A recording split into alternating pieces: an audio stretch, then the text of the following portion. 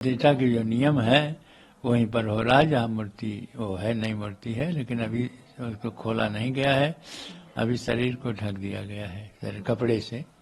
अच्छा, शरीर को ढक दिया गया। हाँ।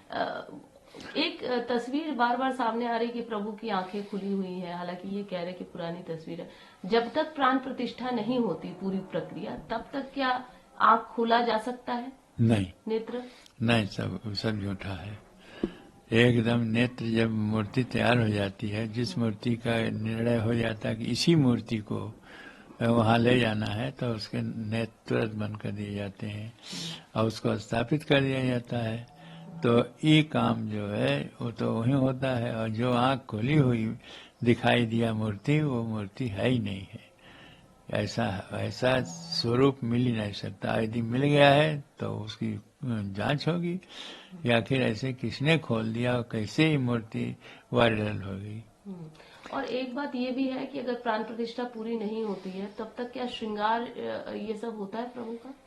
नेत्र बंद करके श्रृंगार होता है? प्राण प्रतिष्ठा के तो सब काम होगा, लेकिन नेत्र नहीं खुलेगा। नेत्र नहीं खुलेगा जी। अभी क्या, अब बस 2 ही दिन रह गए हैं, आज 20, 21, 22 को होना है। अब इस समय की क्या विधि रहेगी, जरा बताइए। इस समय वही विधि है जो मंत्रों के द्वारा, ये कर्मकांड के द्वारा हो ही रहा है।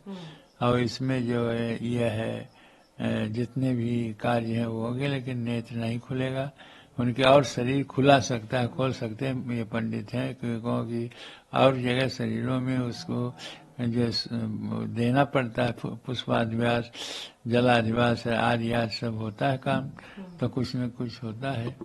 ऐसी दशा में वह नेत्र नहीं खोला जाएगा, बाकी जो प्रक्रिया प्राण प्रतिष्ठा की वो किया जाएगा। और ये जो हमारे जो टेंट में जो श्री राम प्रभु जिनकी पूजा हो रही है, उनको कहाँ पर स्थापित किया जाएगा, किस जगह पर, श्री राम के कहाँ पर? जैसे वो जो गर्भगृह है, जी। जहाँ रामलला के स्थापना किया जा रहा है, उसके अगल बगल और जगह हैं छोटी छोटी हुई हैं, तो वहीं कहीं किसी कोने पर उनको स्थापित कर दिया जाएगा किनारे, और उनकी पूजा अर्चना होगी। अभी यही समस्या है कि यदि वो मूर्ति की पहले पूजा अर्चना नहीं शुरू हुई, उसके पहले इनको स्थापित कर दिया, तब समस्या बनेगी। इसलिए संभव है कि वो यह 22 तारीख तक न करें, और 22 के बाद 23 को इन मूर्ति को ले जाकर स्थापित करें, जो नए मंदिर में, पुराने मंदिर से जाके नए मंदिर में स्थापित हो। मतलब आपका कहना ये है कि पहले प्राण प्रतिष्ठा हो जाए, उसके बाद ही पूजा पाठ होगा। तो ये वाली जो पुरानी टेंट में जो प्रभु श्री राम की रखी मूर्ति है, वो तभी जाएगी, क्योंकि फिर उससे पहले पूजा पाठ नहीं हो पाएगा, दोनों साथ ही होगा। नहीं, तो उस समय इनकी पूजा पाठ होगी। हाँ। उनके नहीं हो पाएगी, जो नई मूर्ति है। नई मूर्ति प्राण प्रतिष्ठा हुआ नहीं, तो कैसी मूर्ति के प्राण प्रतिष्ठा नहीं हुआ, तो नई प्राण प्रतिष्ठा हो रही है, हो जाए, नेत्र खुल जाए, तो उसकी पूजा अर्चना होगी। तो 22 तारीख से पूजा अर्चना तो होगी ना? हाँ, 22 को है। एक सवाल ये भी है, कुछ जो नेता है, अब दिग्विजय सिंह जी का ही एक बयान आया कि जब बड़ी मूर्ति थी, तो जब पहले से ही मूर्ति थी, तो दूसरी मूर्ति लाने की जरूरत क्या थी। और दूसरी बात ये कि हमारे शंकराचार्य उन्होंने भी कहा है कि किस तरीके से कौशल्या की गोद में बैठे छोटे श्री राम के स्वरूप होने चाहिए थे। तो ये जो, इसको लेकर आप क्या कहेंगे, क्या लगता है आप? पहले जो यहाँ पर बाबरी मस्जिद के बगल में समझौता से एक राम चौतरा बनाया गया था।